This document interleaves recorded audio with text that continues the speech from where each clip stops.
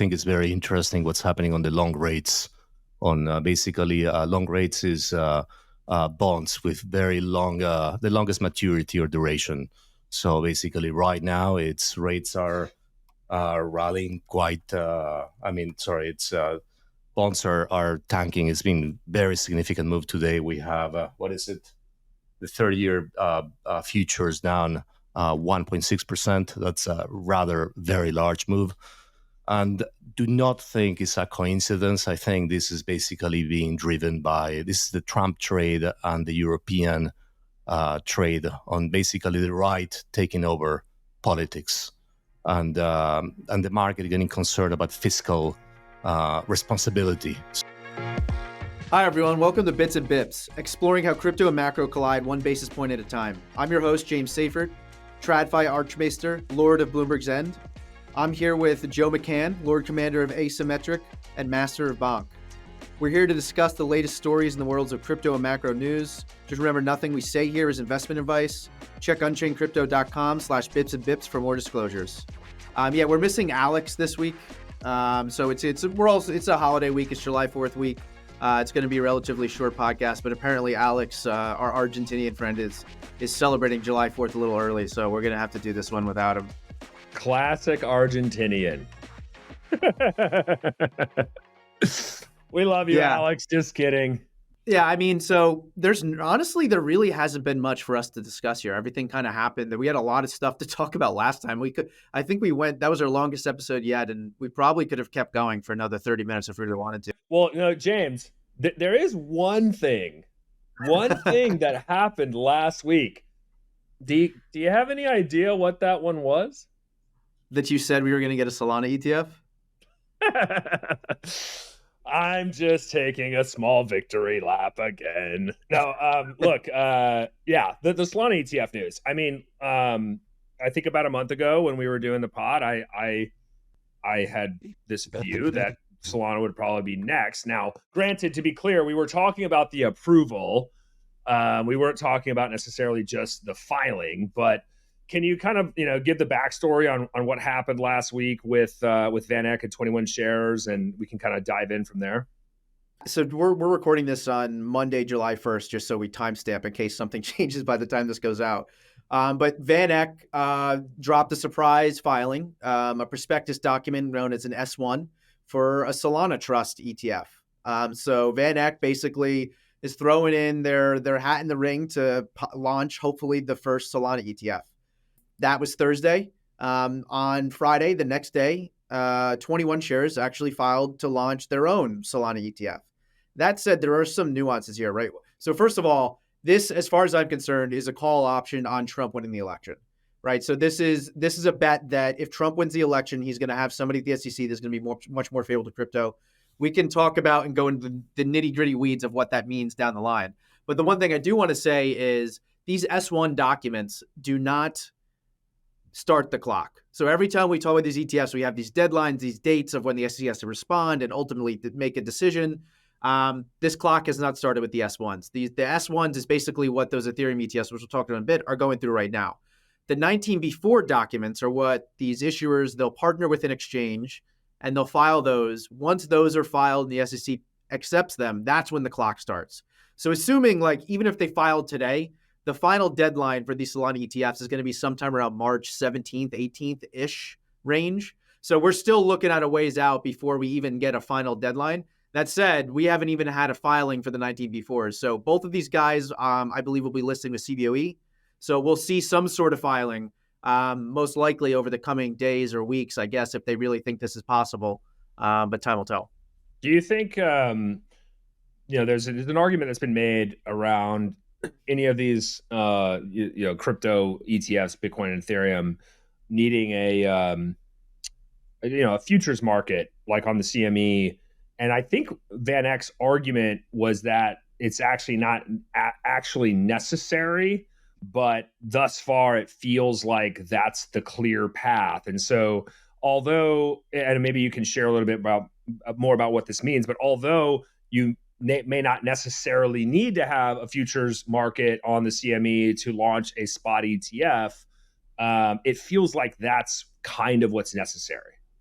Yeah, I mean, I tend to actually agree. So that was Matt Siegel at Van Eck, their head of research, or digital asset research to be specific. And he basically said focusing on needing a regulated futures market is dumb. Literally what he said on Twitter, or stupid. He said, use the word stupid. There's plenty of examples of ETFs that don't have that type of situation, that hold commodities and digital and other types of assets. You don't have a regulated futures market for them to surveil. So that's a good point to make. The problem is, as you said, like the precedent that has been set over the last over a decade now, 11 years or so, the SEC has been denying these. First, it was Bitcoin ETFs, but they've been denying or accepting ETFs, stating the need for an underlying regulated market. They were saying of significant size for a long time.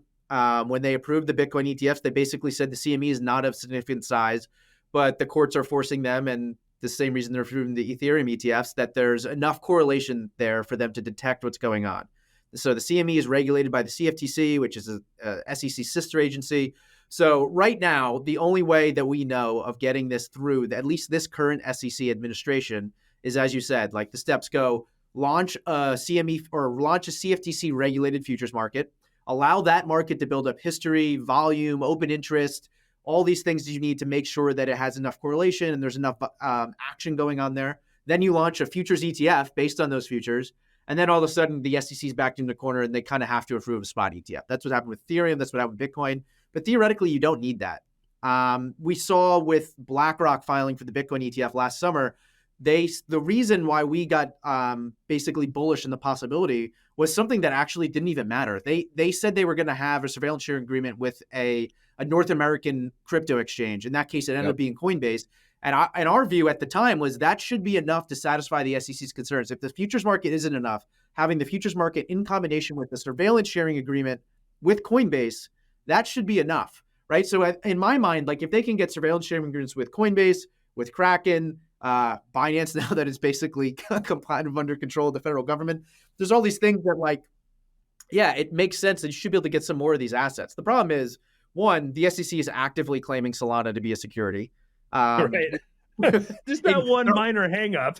Yeah, they're also in active litigation against Coinbase and Kraken, and now MetaMask with consensus via MetaMask. So they're still like not okay with all this stuff. So basically, my view is like this ain't happening unless an active Congress comes in and gives us a market structure bill. FIT 21 isn't getting through the way it's currently structured, as far as I understand. Or you get a completely new admin, Trump wins the election and puts somebody who's just so pro crypto that they let this happen in March. So I still think it's unlikely, even if Trump wins, I think it's unlikely to happen in March. But if Trump wins, I think 2025 is on the table, depending on what he does at the SEC. That said, when Gary Gensler was going to the SEC, I was like, oh, we're definitely getting Bitcoin ETFs. This dude is teaching blockchain at MIT, so we'll be set. So I won't hold my breath for anything. There's a lot of things that still need to happen. But obviously, I mean, a lot of people, I've seen Galaxy referred to Solana as the third chain.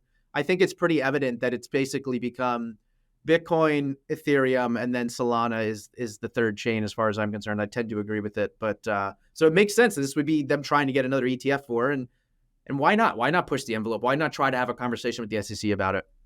Well, and look, I mean, I don't have to tell you, the ETF pro, how these asset managers and issuers make money, right? You know, continuing to launch new products is a very, very valuable business. And you know, BlackRock has come out and said that they plan on tokenizing everything. And so if the world's largest asset manager has that view, it's not a stretch to see the potential for a Solana ETF, which is why I had this view back in May. And a lot of it has to do with what I'll repeat, which is that a lot of folks in TradFi have kind of either weren't able to invest in crypto last cycle and or just flat out missed Ethereum. And whether people like it or not, people see Solana as a potential catch-up trade on a relative value basis. And so if you look at like GSOL, which is Grayscale's Solana trust, I mean, I don't know if you can pull that one up. The premium to NAV on that instrument alone is I'm not an ETF issuer and probably never will be, but like if I look at the GSOL premium to NAV and go, why don't we just try to launch our own ETF? Yeah, I mean, look at this. 400%. Right. So do you think there's demand for this product? Right. So, you know, and granted, like a premium doesn't necessarily directly imply demand, but I mean, come on, right? You had Bitcoin and Ethereum, so GBTC and ETH trading at significant discounts for quite some time. And yes, there was probably some basis trades involved in that. You don't really have that option just yet with Solana. I look at something like GSOL and then the fact that Van Eck has frankly been bullish on Solana for quite some time. I mean, they had a bullish call of a price target of like $3,300 or something. And I'm not a huge fan of price targets because obviously they're just made up. But like Van Eck is not some tiny little startup putting this type of information out there, and the fact that they're putting wood behind the arrow of being first to market with trying to get a Solana spot ETF approved. I mean, it feels again like, I hate to say it, it seems like Solana is the obvious choice. And to your point, like you've got institutional shops like Galaxy and others who have likely made significant amounts of money off of Ethereum, finally kind of coming around to the idea that, hey, like this chain isn't going away. There's a lot of activity on it. It's fundamentally different in the way that it's designed, and the types of use cases are very, very different than what you would end up with something on Ethereum or even, Bitcoin with Bitcoin's layer 2s as well. And I think that's also evident from folks like GCR. I mean, the post that GCR put out was, if a spot ETF gets approved, there's an 8.9x potential increase in Solana's price, right? Again, you start talking to the Raul Pauls of the world, who are big Solana bulls, have massive platforms with lots of people that are listening to him and his perspective. And you see things like GCR suggesting an 8.9x or Van Eck saying $3,300 a token. It's not that difficult to see a world where people end up getting exposure to this just on the speculative nature of how high this thing could actually go. Yeah, I mean, just to put the numbers in perspective on what's going on with GSOL, that thing has like $70 million worth of SOL inside of it. But right now it's trading as though it has $530 million of SOL inside of it. That's what the premium means. So those numbers are a little crazy. But yeah, I mean, these issuers they're going to try to launch and they're going to push the envelope. And I mean, honestly, if you're Van Eck or 21 shares, like you're up competing against BlackRock and Fidelity, which are two of the biggest asset managers, not just in the US, but just flat out in the world with like massive reach. And you got to kind of push the envelope. If you want to compete with them, you got to be first. Right. Lately, the SEC has basically been forcing everyone to launch at the same time. I suspect at some point that's got to stop because that's not how they've handled other things. Otherwise, they've got to basically make it part of their initiative or make it stated that that's the way they're going to handle things going forward. That'll be very interesting to see what they do. I don't think that's the right way because you're basically, in one way, I understand why they didn't allow the Bitcoin and Ethereum guys, like for the Bitcoin ETFs and the Ethereum ETFs to launch separately. They want them all at the same time. Everyone had been trying to file. It makes complete sense, right? But at the same time, by making everyone go at the same time, yeah, you're not picking a winner in the sense that you're not letting some random person go first and get all the money like they did with the ProShares Futures ETF. But at the same time, if you're just letting BlackRock go at the same time as every other issuer, like they have, like that's just not fair in a way. You're basically picking a winner in the sense that you're picking BlackRock, which is no shade to BlackRock. I mean, good for them, but there's a lot of nuance here in the way they need to handle this. But I think 2025, it's a possibility with Trump winning. I mean, after that debate, I don't know if you want to say anything about the debate, but I mean, Biden did not give me any confidence in his ability to run the country. I think everyone's kind of in the same boat here. So if Trump wins and holds his promises, right, to be bullish crypto and take care of crypto, anything can happen in 2025. Who knows? I was on a podcast a couple of weeks ago talking about the election, and I'll kind of reiterate my position on this. Is like from crypto's perspective, it almost doesn't matter who gets elected, in my opinion, because Trump has clearly come out giga bullish on crypto, and all of a sudden has tapped into a, let's call it, fervent online community of supporters. And Biden, his reelection team, and I think his administration as well, has had to kind of 180 on this topic. Now, sadly, for all of us in crypto, that topic didn't come up on the debate. However, I do want to remind folks that the job of a politician is to get elected and stay elected.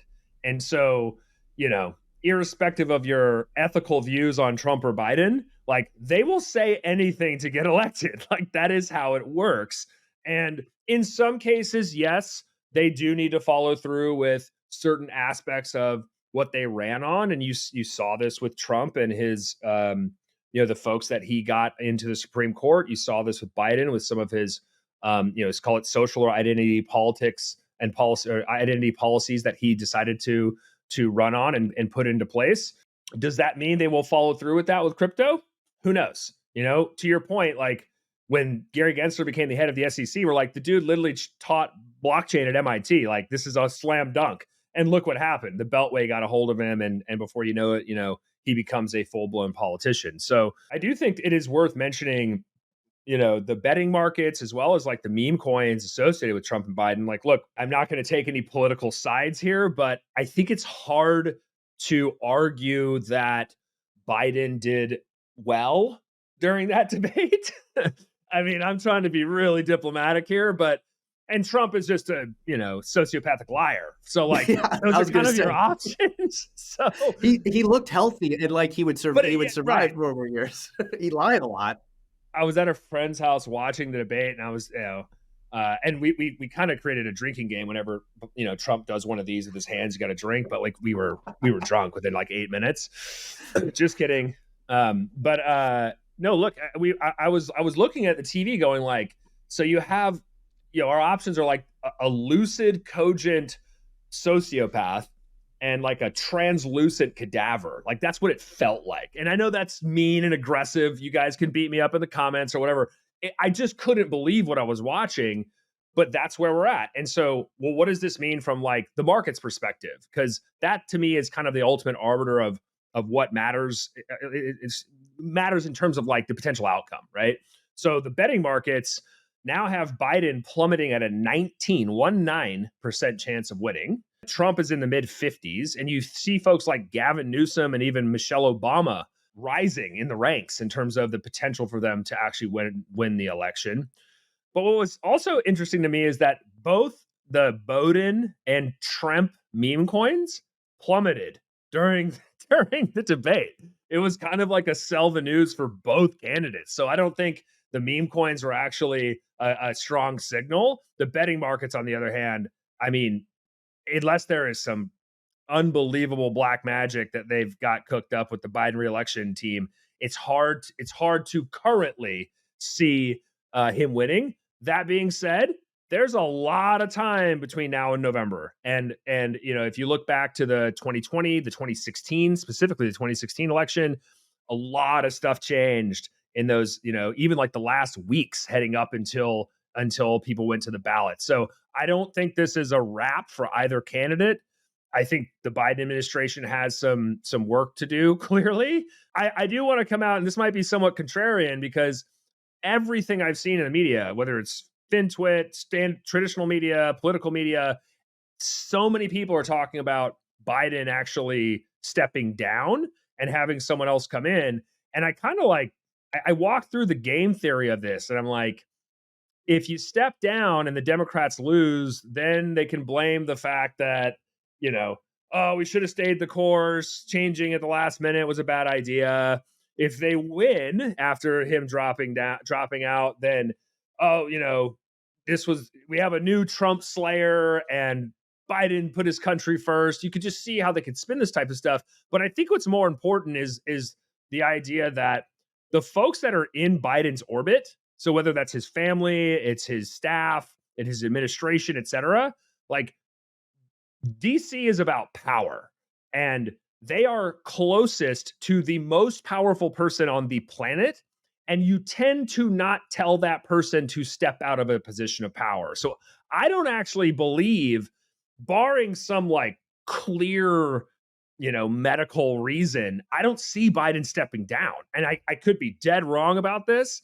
There are obviously paths to him stepping down, but I just don't think that's how it's going to work. This is his legacy. This is what he's wanted his entire career. His wife is cheering him on. His family and his administration are all still saying, stick it out. You're going to win, et cetera, et cetera. What does that mean for crypto? I don't know. Again, I get back to the fact that politicians are just going to end up saying whatever they have to get elected. Yeah, New York Times, I think, came out like today that I saw and basically said that he was with his family at Camp David over the weekend, and they were like encouraging him to stay in the race and still say so. I mean, if his family's doing it, it's who knows what's gonna happen. But they have like I think 5 weeks until the Democratic convention, sometime in early August. So I don't know. It's I can't imagine being like Gavin Newsom being like, yeah, I'm going to jump in with like 3 months to put together a campaign. Like he's thinking I might have a shot in like in 2020. 4 years. Yeah, 2028. Maybe I'll or win then. 2028. Yeah, exactly. Why would I jump into a race where it's like I don't know.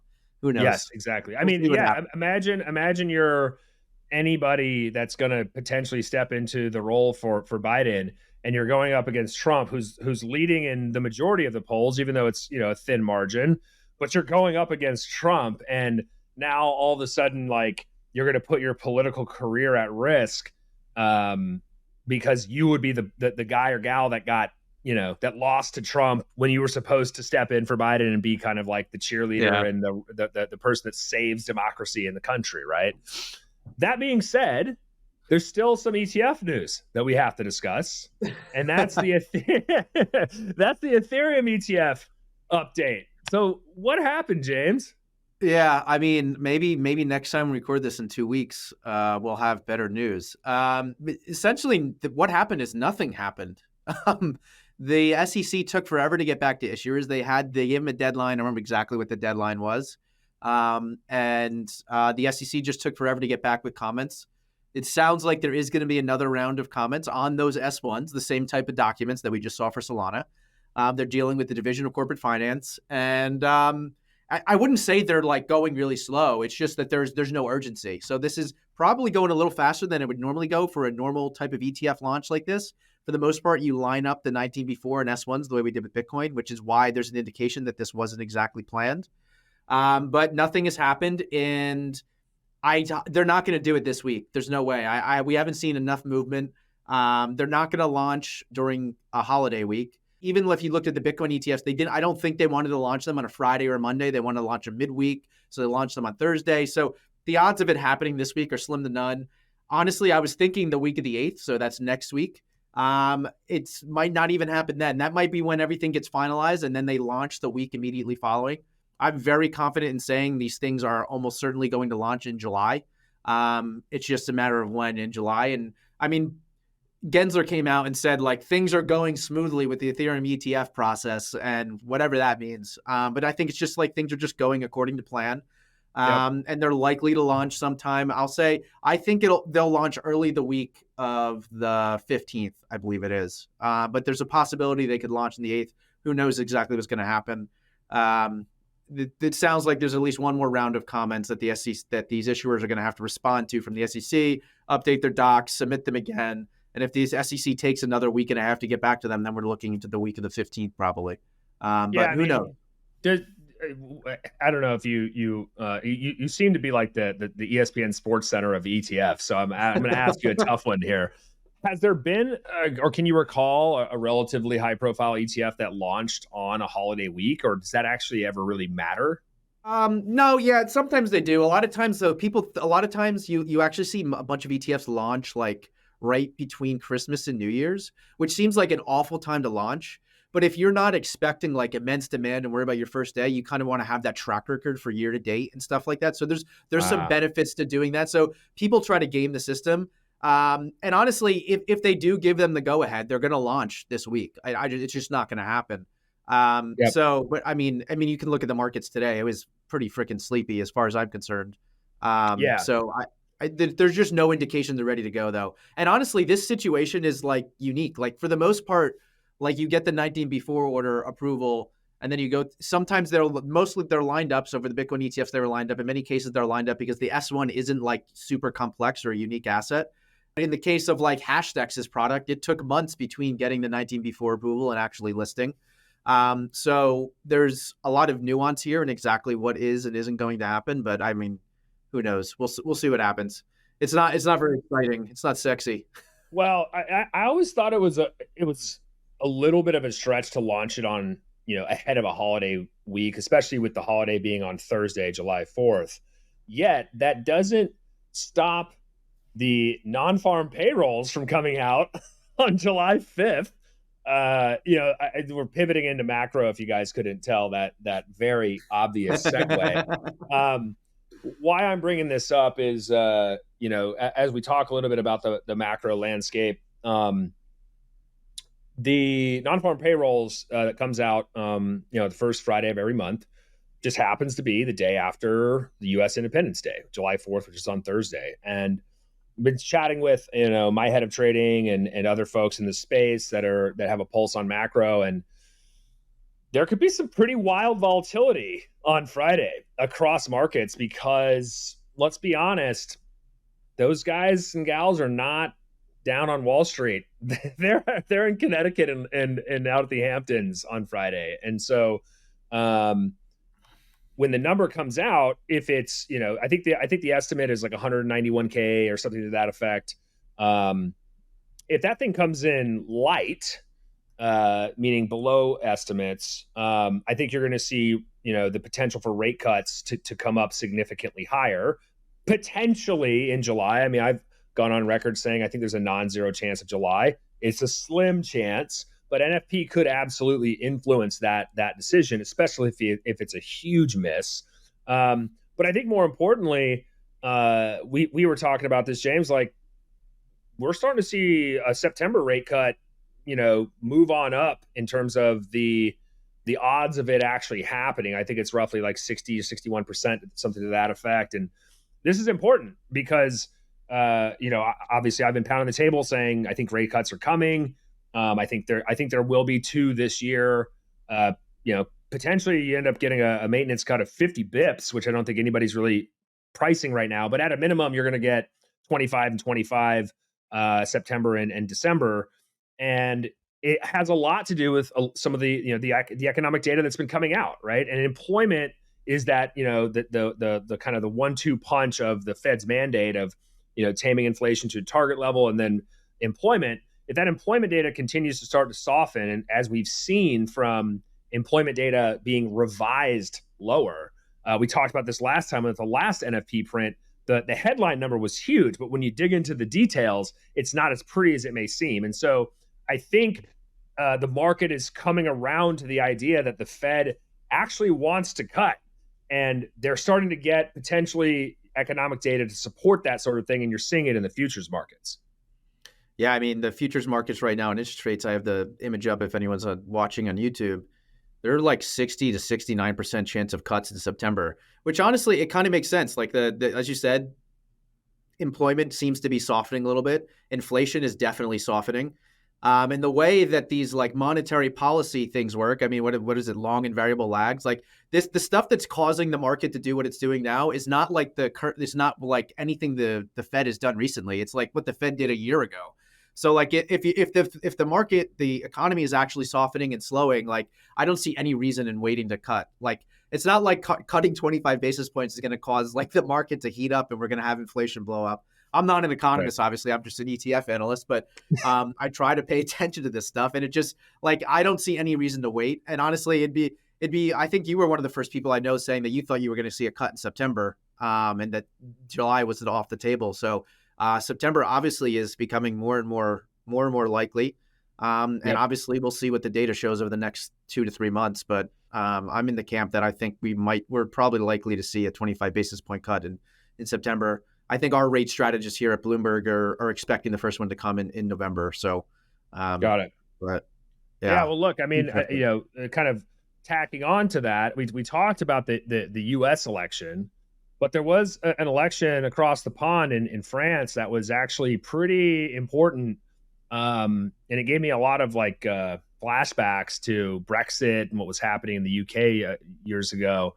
So Emmanuel Macron ended up, I think, just getting decimated in this election by a populist candidate, Le Pen.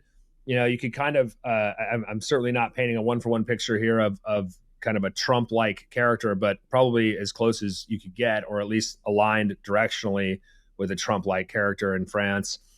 And what was interesting today on Monday, or I guess in the overnight session as well, like you saw the euro actually strengthen. It's pulled back a little bit as we're talking now, but this is kind of interesting that you're seeing the rise of a populist candidate winning, and the local, call it the local currency, if you will, the euro, actually strengthening against the U.S. dollar. And so for folks that have been, involved in crypto for a long time, it's always prudent to track the dollar index because there's a pretty strong inverse correlation between, say, the price of Bitcoin and the US dollar. And the dollar has been kind of hanging out, I should say the dollar index, around this kind of 105-ish level for quite some time. The yen continues to weaken. I actually thought it had topped, or excuse me, I thought it had bottomed, the dollar yen. I was wrong. I don't get them all right, James, but I genuinely thought when the Bank of or when Japan's, I think it's the Ministry of Finance was intervening a month and a half or a month or so ago, that this was kind of a done deal. Nope, we're now at like the lowest yen level since the 1980s, and it doesn't appear to be slowing down. So I was dead wrong on that one. That being said, the fact that the euro is strengthening as well as the EU is cutting has recently cut is like kind of interesting to me. And I think that this is something to pay attention to as it relates to the US election. What does it mean for the dollar if Biden remains president? And what does it mean for Trump if he was to gain the seat of the White House again? I don't have a clear view on it yet because I was a little surprised to see the euro strengthening against the dollar with a Le Pen victory. I don't know. What are your thoughts, James? Yeah, I don't have a lot of complex thoughts on it. I just view it as like a populist movement that's going on. And the right wing of the French politics, which hasn't been in power or had any semblance of power basically since World War II, is all of a sudden rising again. So it's interesting. And obviously anything that's going on in currency markets are impacting anything that we're paying attention. So it's fascinating. I don't have anything complex to add to what you said. I agree with everything you said, though. Yeah. Well, one thing I do want to add is that today is the first day of Q3.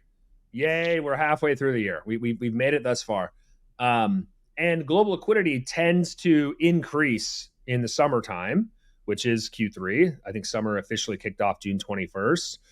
But it's probably worth, since it's the beginning of Q3, talking about Q2's performance. I can assure you I've been paying attention to this.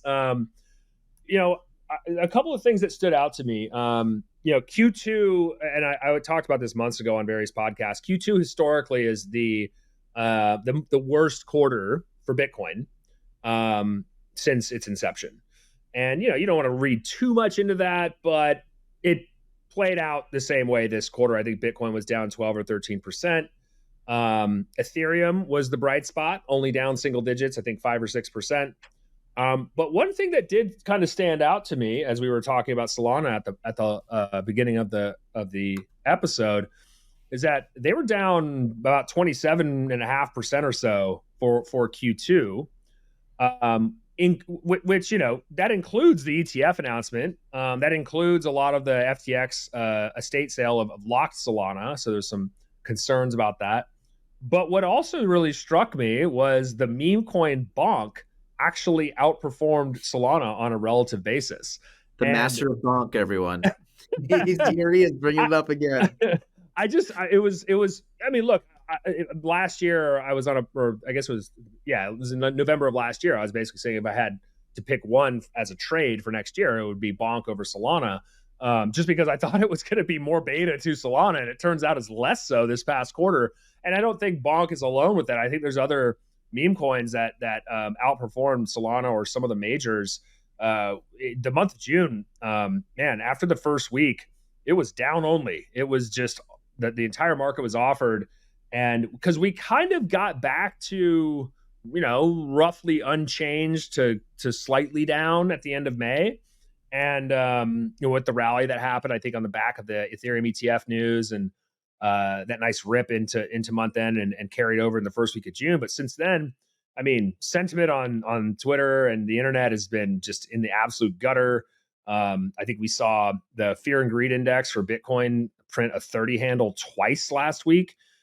It's, trading 63K. It's not like it's lost 50% off its all-time high, but there just hasn't really been a lot of flow, a lot of volume coming into the spot markets. And you can see that on the charts. There's just hardly any interest in buying.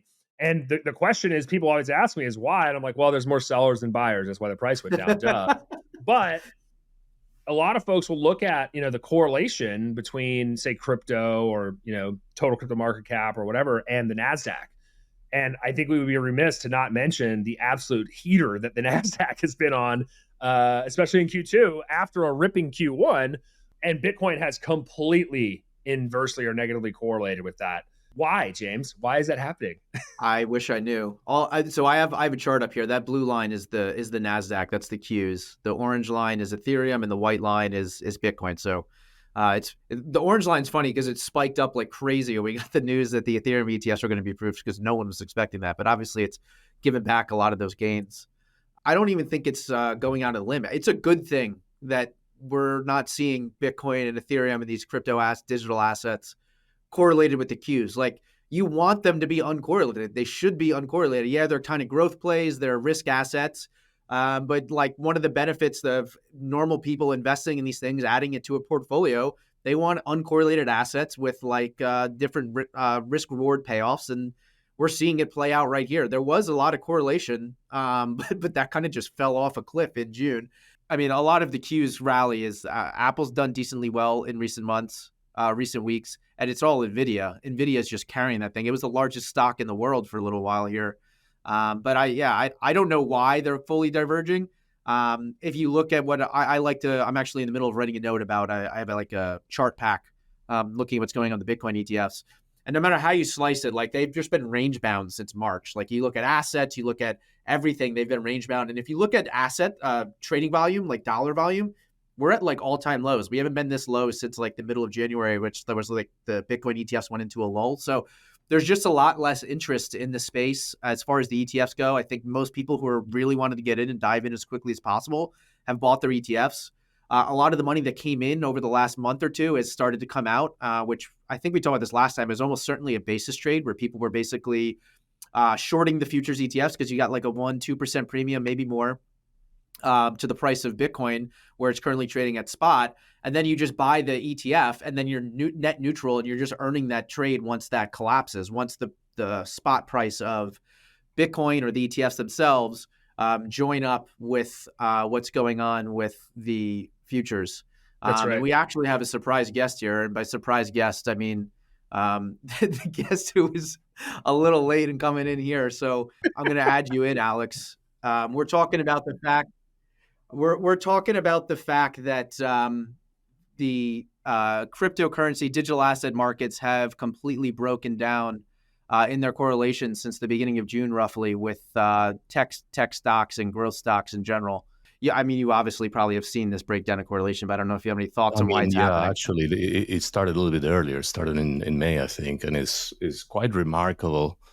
And unfortunately, I do not have the answer. And if you guys have the answer, we'd love to hear your thoughts. I don't know why it broke down. Alex, that's before you joined this. That's why I asked the guy who's the non-trader on the pod to explain why. I mean, look, James brought up a really good point though, which is the basis trade is it's free money for the most part, as long as like you don't get Yeah, it is. As long as you're not like having to post a significant amount of collateral or something to that effect if the thing runs away from you. But the open interest that's net short the CME futures is just incredibly high. I think it's at an all-time high.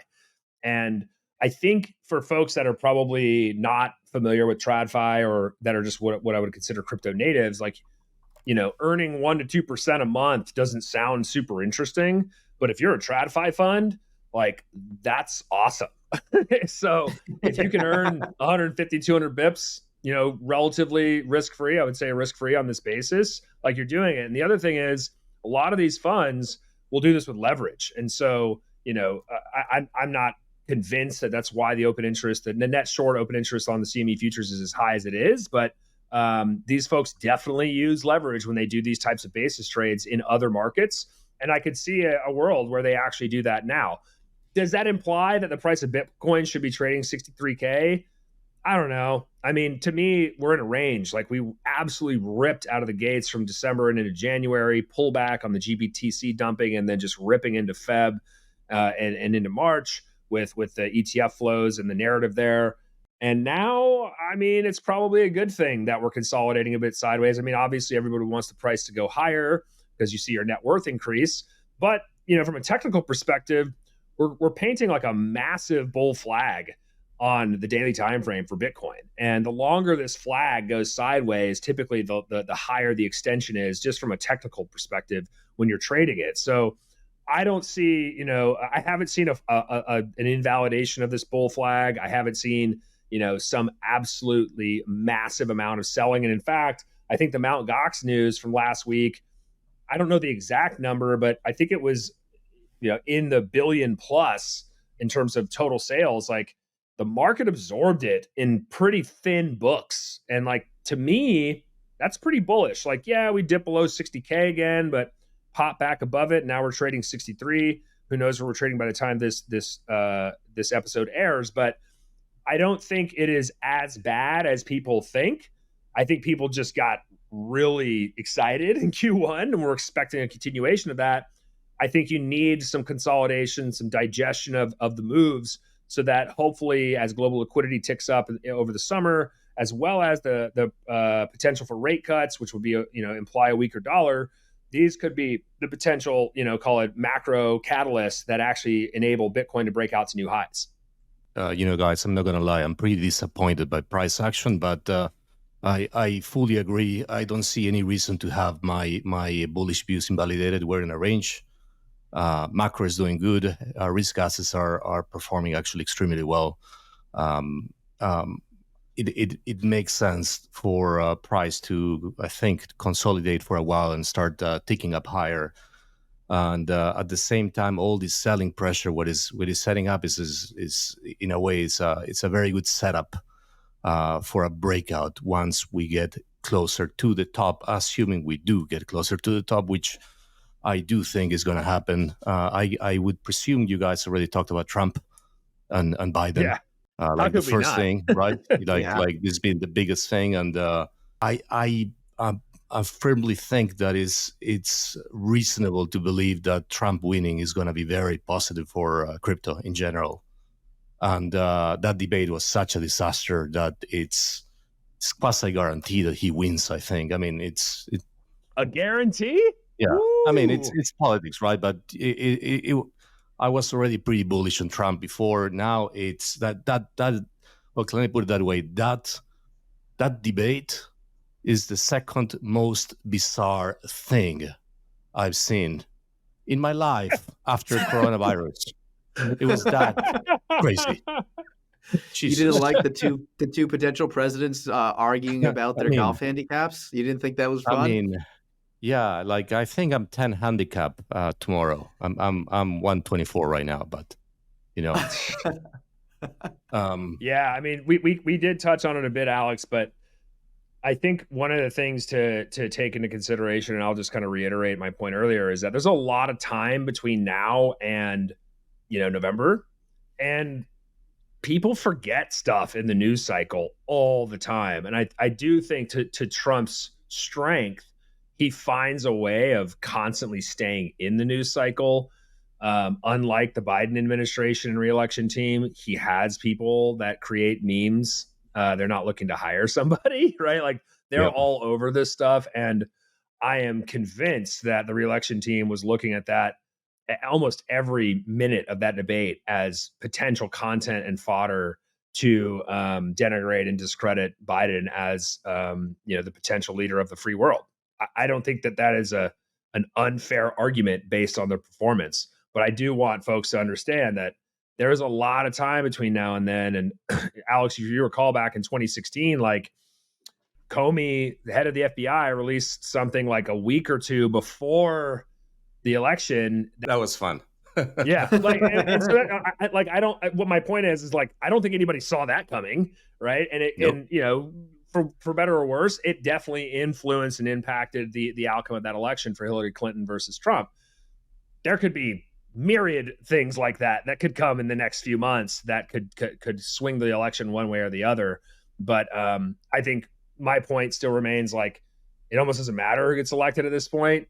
Crypto is front and center as a real issue. It wasn't mentioned on the debate, but it sure does feel like both sides of the aisle are kind of forced at this point to acknowledge and have some point of view on it. One thing aside of crypto on the elections, I think is very interesting what's happening on the long rates on basically long rates is bonds with very long, the longest maturity or duration. So basically, right now, its rates are rallying quite. It's bonds are tanking. It's been very significant move today. We have what is it? The 30-year futures down 1.6%. That's a rather very large move. And do not think it's a coincidence. I think this is basically being driven by the Trump trade and the European trade on basically the right taking over politics, and the market getting concerned about fiscal responsibility. So that hits mostly the longer side of the yield curve, and what we are seeing basically is a bear steepening move. Rates going up, prices going down, and the far end moving even further up. This is great though, because I would like for you to kind of explain a couple things. First, what a bear steepener is, and then second, why a populist or far right leaning administration would affect the long end of the curve like this. It's basically how to put it, fiscal irresponsibility. It's an expectation that Trump is going to push forth higher spending, or let's put it this way. Let's say stable spending with tax cuts, increased deficits increases the risk of inflation getting out of whack down further, very, very far out in the future. So what we have is what in finance we call the bond vigilantes. The bond vigilantes basically come in, and when they see that the market, the governments maybe behaving irresponsibly, they start selling the long end of the curve, the long bonds. And that, I think the Trump trade is basically precisely that, is higher rates on the long end, and at the same time higher equities and higher crypto as well. And that eventually that relationship breaks down. We cannot have that forever. This is very interesting. At some point, if this continues, the bonds win the battle, and it unleashes a risk-off move on the equity side, and basically everything just goes tumbling down. That's my very long, bigger picture left tail. And with Trump winning, he may accelerate this happening, I think. Yeah, I have a chart here showing that rates basically went from 4.4 to over 4.6. So that is, I mean, in crypto, that's not a huge move, but when you're talking about government treasury bonds, that's pretty damn big. We talked about the fact that interest rates are likely going, the odds of an interest rate coming in September have increased to 69%. Alex, what are your thoughts there on interest rates, short-term rates, and what the Fed's going to do? It just makes sense. We had some very good PCE numbers last week. I think it's in line with what we're seeing on the economy. Something else that I think is interesting to point out is that expectations in the market are that the U.S. economy is going to be slowing down into year end.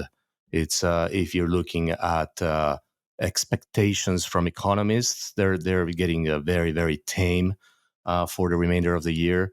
So that's another risk in the market. Basically, what happens if the U.S. economy does not slow down? Slowing down is priced in. If the U.S. economy does not slow down, that would be basically that would mean that the Fed would not cut rates the way we're pricing it in. I think would be bad for crypto. I think would be good for equities. Why would not cutting rates be good for equities? I think growth matters most in this case. So I think equities will be driven by growth. Equities on the crypto side, we're kind of like hoping that rates going to come in and kind of like unleash and bring back the correlation with risk. What do you think of that, Joe? I feel that way. Yeah, I mean, you bring up a good point, which is stock prices keep going up as long as they continue to have earnings growth. And so if you start to see earnings get hit, then you'll see stock prices go down. It's not rocket science, right? I mean, to be clear, we did see Nike have the biggest downside move in its history as a stock on their earnings report, and that was shocking. But also, the market has been overheated for quite some time. I'm not suggesting Nike is some Nvidia like growth stock, but the the correlation trades start to kick in with Nvidia pulling back, Nike pulling back. Does this imply that earnings growth has peaked? Probably not. I don't see enough evidence currently to support that. But it is an interesting thought exercise to say, hey, if they don't cut rates, it's probably good for equities because the economy is likely chugging along just fine. And that means earnings continue to grow. Not a bad idea. I also think that, historically, they've cut rates in election years. They've cut rates when the economy's been running hot. The question is, does the Fed have the data to support and justify a rate cut? I think we'll find out more later this week. We talked earlier, Alex, about NFP on Friday. Maybe that thing comes in light and the revisions continue to revise lower. And that gives the Fed enough cover to start, pounding the drum on rate cuts. If not, yeah, I think crypto and other, I'll call them rate sensitive risk assets are not going to be favorable in a continued and persistent high interest rate environment. It feels like with the economic data that's been coming out since April, as well as the election year and how things tend to get juiced during election year, I'm on the side of I still think there's 2 cuts coming for 2024. Yeah, I'm on the 1 to 2 camp. Quite likely, I think it's going to be 1, to be honest. I'm also on the camp that it doesn't matter that much. What matters is the direction, not the actual number. What matters is what the Fed is going to be doing in 2025. If we get 3 or 5 or 6 in 2025, more than if we get 1 or 2 this year. It's I'm not very concerned about how many cuts we get this year. Yeah, I mean that's a good point though. Typically, when the Fed initiates a tightening or loosening cycle, it's kind of like getting this big engine started, and then once it's moving, it keeps going until it reaches some sort of steady state, and then they either pause and start to move it back up the other direction. And I think that's to your point, like if it's 1 cut this year and 4 to 5 next year, fine. Or 2 this year and 3 to 4 next year, that's fine, because the direction of where it's going is actually what's most important as it relates to their rate policy. Yep. On going back to crypto, 2 things. If you guys already discussed it, let's move on. I guess you already talked about the ETF, the ETH delay. Yeah. Yep. And the other one is something that in a way I think explains only partially, because I hate trying to find an answer to all our questions. This is how markets don't work that way. It's oftentimes there's way too many variables. We're trying to guess really what's happening, but we don't really know. I think it's very important to acknowledge the flows from the German flows. They're sending money back into Kraken and Coinbase.